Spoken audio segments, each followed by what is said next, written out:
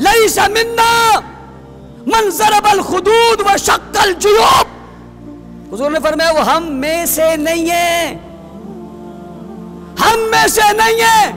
ضرب الخدود وشق الجیوب، سینہ پھاڑے، چہرہ نوچے، کپڑے پھاڑے، سینے پہ ہاتھ مارے، وہ ہم میں سے نہیں ہے۔ کس نے فرمایا؟ حضرت حسین کے نانا نے کہا،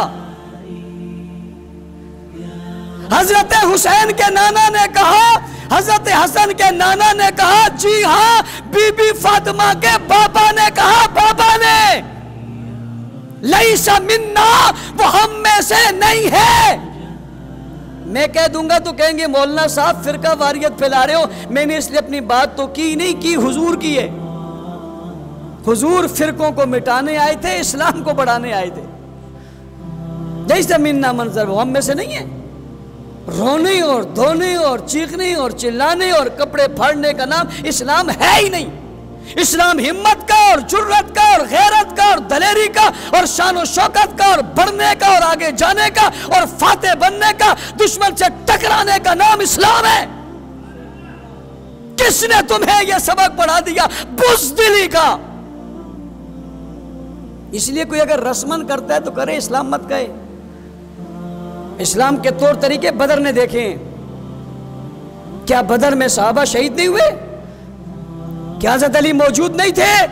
کیا دوسرے سال ان شہداء کے تذکرے کے لیے اس یوم بدر والے دن لوگوں نے کیا کیا تھا؟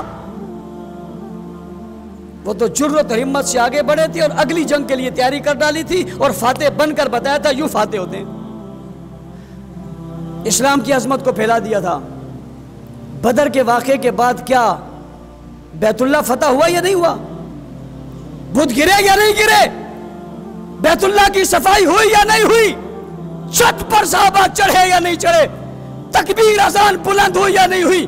علی نے بتوں کو گرایا یا نہیں گرایا؟ کیا یہی تھا کہ بس وہ ہو گیا، بدر ہو گیا، اب ساری عمر ذکر کرتے رہیں گے بدر بدر بدر؟ اسلام زندہ ہوتا ہے ہر بدر کے بعد، یہ کیوں نہیں کہتے ہو؟ یہ صرف کیوں کہتے ہو کہ اسلام زندہ ہوتا ہے ہر کربلا کے بعد؟ کیا بدر کے بعد اسلام زندہ نہیں ہوا؟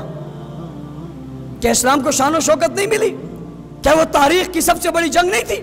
کیا وہ عظیم جنگ نہیں تھی؟ کیا کم لوگوں نے زیادہ لوگ کو کیا شکست نہیں دی تھی؟ کیا باطل کو بگایا نہیں تھا؟ کیا ابو جہل جیسے فرعون کا سر تن سے جدا کیا نہیں تھا؟ کیا دو چھوٹے چھوٹے بچوں نے اپنی تلوار کا مارکا دکھایا نہیں تھا؟ کیوں ذکر نہیں کرتے ہو معاذ اور معوذ کا؟ کیوں ذکر نہیں کرتے ہو ابو جہل کے گر جانے کا؟ کیوں ذکر نہیں کرتے ہو بدر کے فاتحین کا؟ کیوں ذکر نہیں کرتے ہو بدر کے مجاہدین کا؟ کیوں ذکر نہیں کرتے ہو بدر کے جنگ کرنے والوں کا؟ کیوں ذکر نہیں کرتے ہو بدر میں آنے والوں کا؟ کیوں ذکر نہیں کرتے ہو بدر کی ہیبت کا؟ کیوں ذکر نہیں کرتے ہو بدر کی قوت کا؟ کیوں ذکر نہیں کرتے ہو بدر کے رعب کا ذکر کیوں نہیں کرتے؟ کربلا کا ذکر ہے، بدر کا ذکر کیوں نہیں ہے؟ یہ سوال ہے یا نہیں ہے؟ کیا وہ اسلام کی جنگ نہیں تھی اس لیے کہ یہ آپس میں ہوئی، اس لیے کہ وہ دشمن سے ہوئی اور تمہیں دشمن سے دوستی ہے اور آپس میں تمہیں نفرت ہے؟ اس کے علاوہ اور کیا بات ہے جو فلسفہ ہے تو پیش کرو۔